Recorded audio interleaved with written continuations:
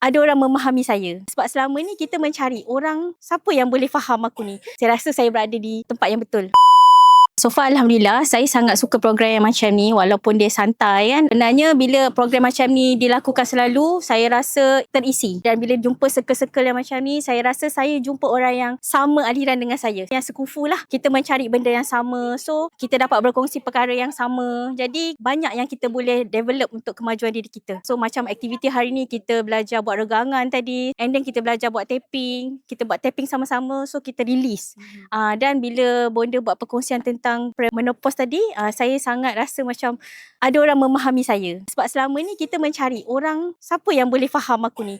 Kadang-kadang kita cakap dengan kawan pun tak semua kawan faham apa yang kita perlukan. Tapi macam adanya aktiviti macam ni, kita berjumpa orang yang sealiran, jadi kita senang nak berkongsi, kita senang nak terima ilmu yang baru. So saya sangat mengharapkanlah program-program macam ni dan saya memang akan sentiasa teruja untuk datang perjumpaan yang sesi macam ni lah.